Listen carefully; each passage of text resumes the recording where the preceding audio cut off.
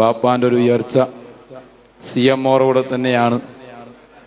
ഖുറ എന്ന സ്ഥലത്ത് വന്ന്, ഖുറ എന്നൊരു നാട് ഒന്നുമില്ലാത്ത പ്രദേശമാണ്, ഹൈന്ദവ ആൾക്കാരും അങ്ങനെയുള്ളൊരു സ്ഥലമാണ്. 10-60-100 വർഷങ്ങൾക്ക് മുമ്പ് തന്നെ അവിടെ CMOർ ഇരുന്ന് പറഞ്ഞു, ഈ നാടിൻ്റെ മണ്ണും ഇവിടുത്തെ വള്ളവും ഒരാളെ കൊണ്ട് ശിഫ ആകും എന്ന് അവിടുന്ന് പ്രഖ്യാപിക്കുകയും ശേഷം 10-20 വർഷങ്ങൾക്ക് ശേഷം ബഹുമാനപ്പെട്ട കുമ്പോൽ, ഇപ്പോഴത്തെ KS ആറ്റക്കോയ തങ്ങൾ കുമ്പോൽ, അള്ളാഹു ദീർഘായുസ്സുൽ ആഫിയത്ത് കൊടുക്കുമാറാവട്ടെ, അവിടുത്തെ വല്യുപ്പ പാപ്പൻകോയ തങ്ങൾ ആ നാട്ടിൽ വന്നു. ആ നാട്ടിൽ വന്നിട്ട് ഒരു പ്രദേശം കാണിച്ചു കൊടുത്ത് പറഞ്ഞു, ഈ പ്രദേശം നിങ്ങൾ ഒരു ഹാജിയാറെ കൂട്ടിയിട്ട് വന്ന് പറഞ്ഞു, ഈ ഒരു പ്രദേശം നിങ്ങൾ എടുക്കുക, ഇവിടെ നിങ്ങൾ പള്ളി കെട്ടണം എന്ന് പറഞ്ഞു. അങ്ങനെ അവിടെ പള്ളി കെട്ടി. ശേഷം അവര് പറഞ്ഞു, കുറച്ച് ആൾക്കാർ വരാണ്ട് അവരെ കൂട്ടിയിട്ട് വരണമെന്ന് പറഞ്ഞു. അങ്ങനെ ബഹുമാനപ്പെട്ട ചാപ്പനങ്ങാടി ബാപ്പു മുസ്ലിയാർ, അതുപോലെ EK ഉസ്താദ്, കണ്ണിയത്ത് ഉസ്താദ്, അവരൊക്കെ വന്നുപോയി. എല്ലാം കഴിഞ്ഞു. അവിടുന്ന് കാര്യങ്ങളൊക്കെ കഴിഞ്ഞ് പിരിഞ്ഞു പോയി.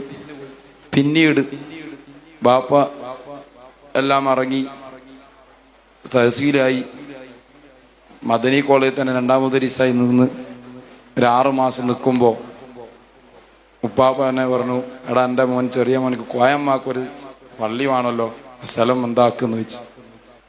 അങ്ങനെ ആദ്യം കന്യാണം എന്ന് പറഞ്ഞ സ്ഥലത്ത് ചോദിച്ചറിഞ്ഞു, ഇല്ല അവിടെ വേണ്ടാന്ന് പറഞ്ഞു. പിന്നെ കാജൂർ മക്കാമിൽ അവിടെ ചോദിച്ചു, അതും വേണ്ട പറഞ്ഞു.